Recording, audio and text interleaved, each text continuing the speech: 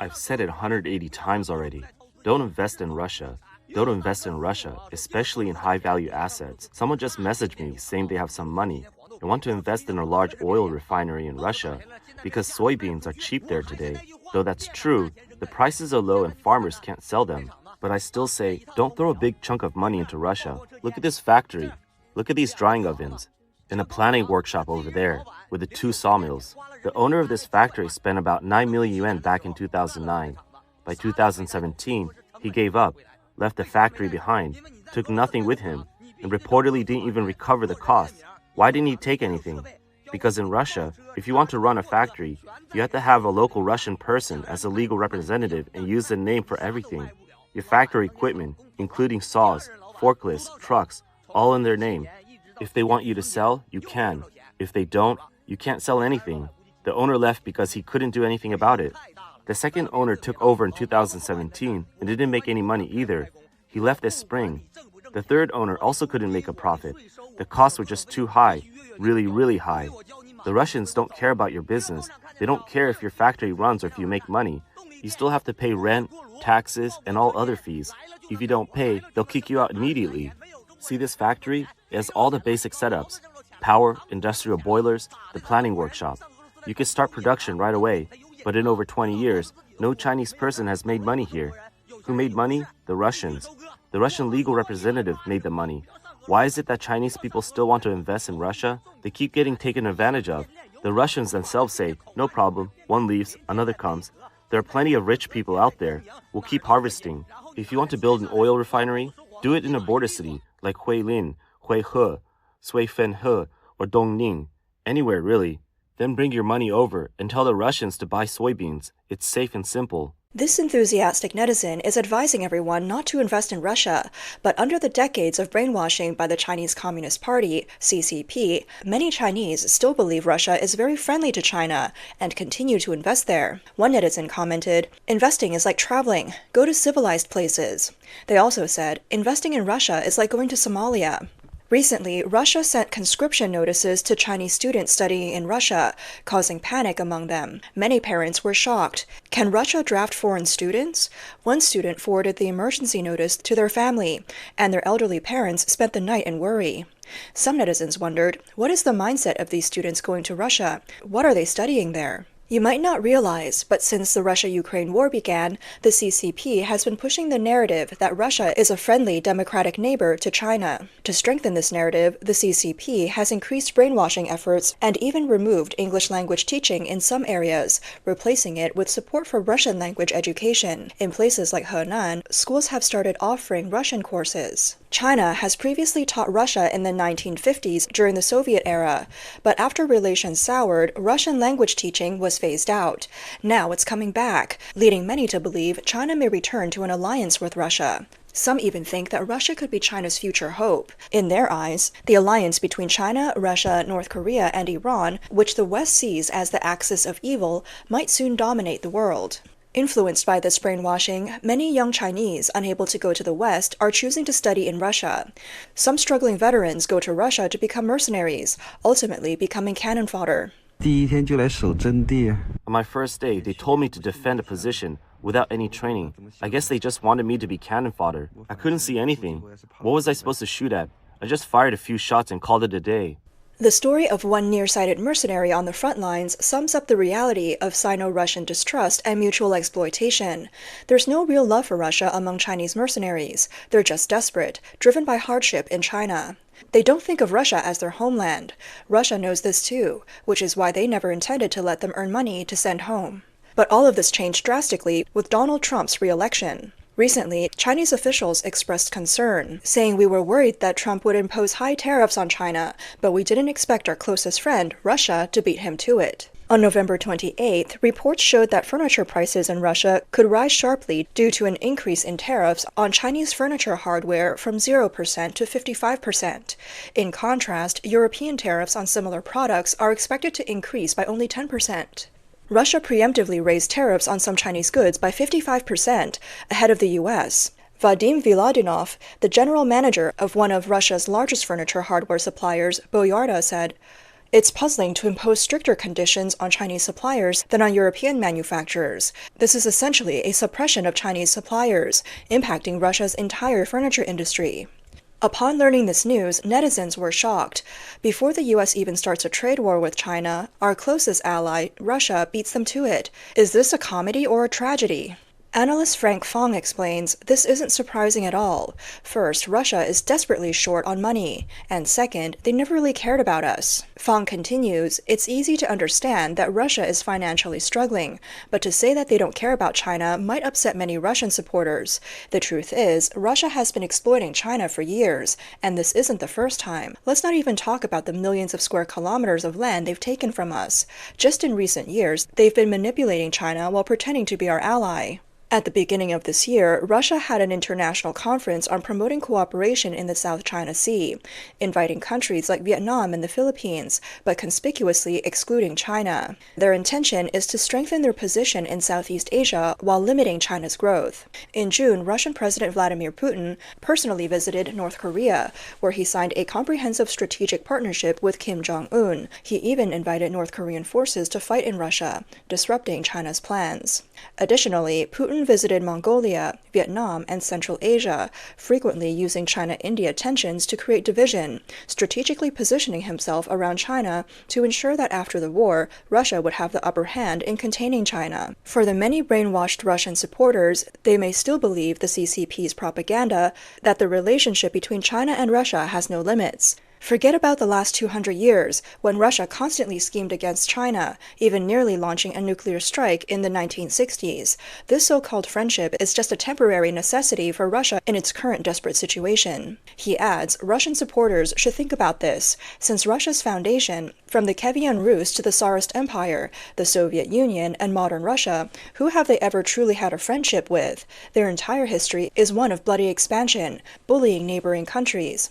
In China alone, they are responsible for massacres like the Heilongjiang massacre and the Vladivostok killings. The eastern Russian town of Vladivostok once belonged to China, but now their customs charges high import taxes on China. It's ironic. Fong points out that Russian supporters often claim that China and Russia must unite against NATO, or else NATO will turn its sights on China.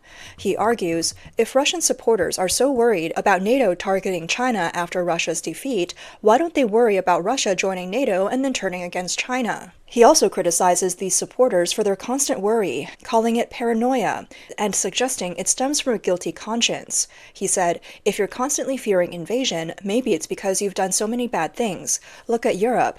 Many countries have no borders, no armies, and people freely cross borders without worrying about being invaded. He further addresses the common saying among Russian supporters, there are no eternal friends, just eternal interests. He sees this as a purely opportunistic, self-serving attitude. If you approach relationships like this, you'll never have real friends. No one will want to deal with you when you only care about profit and not justice or fairness. Fong concludes, Russia's focus should return to Europe.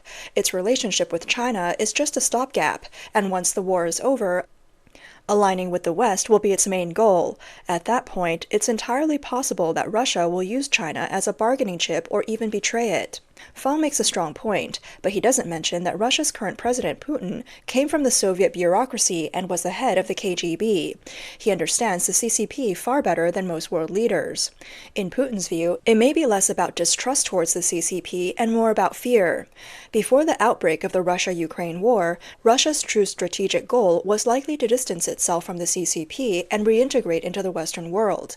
However, due to historical disputes between countries, economic calculations, and Europe's mistrust of Russia, achieving this goal has proven difficult. On the Chinese side, the CCP has been a key instigator of the Russia-Ukraine war, using the conflict to study strategies for dealing with Western countries. The Wall Street Journal reported on December 1st that months after Russia's full-scale invasion of Ukraine, China formed an interdepartmental task force dedicated to studying the impact of sanctions on the national economy. This team regularly submits reports to Chinese leadership, aiming to summarize experiences in dealing with sanctions. The goal is to prepare for potential similar sanctions if a Taiwan Strait conflict occurs. The team visits Moscow regularly, meeting with Russia's central bank, the Ministry of Finance, and other institutions that handle sanctions. This highlights the blurred lines between economic policy and geopolitical strategy in the new era of economic warfare. Furthermore, with Donald Trump returning to the White House and strengthening tariffs as a tool of negotiation and pressure, this trend could intensify. While Russia's economy has demonstrated resilience during the war, it is increasingly facing difficulties under sustained pressure from the West. This week, following new U.S. sanctions on Russian banks, the ruble fell to its lowest point since the start of the war. Russia's economic resilience is due largely to oil exports and cooperation with Beijing. Both Chinese and Russian leaders have sought to challenge the U.S.-dominated world order. China's interdepartmental task force underscores the depth of the bilateral cooperation, showing that Beijing's support for Russia is not unilateral. Alexander Gabuev, director of the Carnegie Moscow Center, which studies Russian-Chinese relations, points out that for China, Russia serves as a testing ground for understanding sanctions strategies. China knows that if a Taiwan Strait war breaks out, sanctions against them will closely resemble those imposed on Russia. China is particularly concerned about Russia's $3.3 trillion in foreign exchange reserves. Following the outbreak of the Russia-Ukraine war, the U.S. and its allies froze Russia's overseas assets, prompting Beijing to seek diversification of its reserves and distance itself from U.S. dollar assets, such as U.S. Treasury bonds. In the fall of 2023, Chinese President Xi Jinping made a rare visit to the State Administration of Foreign Exchange, indicating his concerns about sanctions risks. During the visit, Xi inquired about ways to protect foreign exchange reserves. This interdepartmental task force studying Russian sanctions is led by Chinese Vice Premier He Lifeng, who reports directly to Xi Jinping. An insider familiar with China's research on Russian sanctions revealed that Beijing is interested in everything from how to bypass sanctions to the so-called positive effects, such as incentivizing domestic production. Since the outbreak of the Russia-Ukraine war, China-Russian relations have rapidly intensified. Last year, their bilateral trade reached a record $240 billion, mainly driven by Russian oil exports. Around 60% of the new cars sold in Russia were made in China. However, this relationship is not balanced. While China accounts for about one-third of Russia's total trade, Russia makes up only a small fraction of China's trade. Russia's exports, primarily oil and gas, are resources that China can obtain from other countries.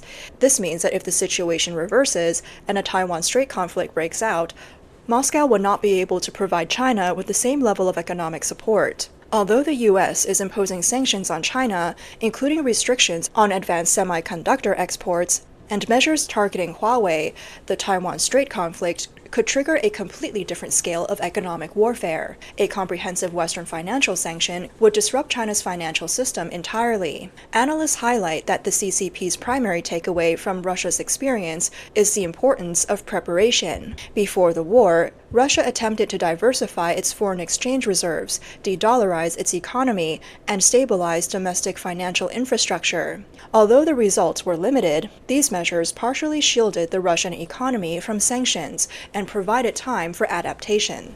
Additionally, the CCP has learned about both the value and limitations of alliances.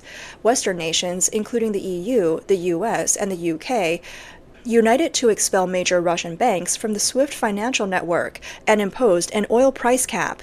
In response, Russia strengthened ties with China, Iran, and North Korea. As a manufacturing powerhouse, China also gained insight into the potential risks of being intertwined with global supply chains. For years, Russia sought economic self-sufficiency, but largely failed. After sanctions hit, Moscow found itself heavily dependent on Western components, leaving industries like automobile manufacturing crippled. Russian car factories were forced to produce vehicles without airbags and other essential features due to a lack of necessary parts. Edward Fishman, a former U.S. State Department sanctions official, noted that sanctions are particularly devastating for industries deeply embedded in global supply chains. This makes many Chinese industries highly vulnerable. However, Russia also demonstrated methods to bypass such restrictions.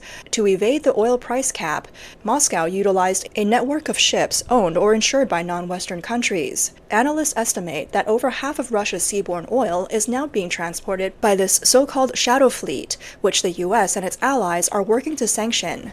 The current situation, however, arose because Russia, unable to achieve a swift victory in Ukraine, faced severe international sanctions and was forced into closer alignment with the CCP. What shocked observers was the rapid shift after Trump's election victory. Russia's decision to preemptively impose a 55% tariff on Chinese goods may have been a calculated move to send a clear signal to Trump that Russia has already turned its back to China and shows sincerity in ending the Russia-Ukraine war.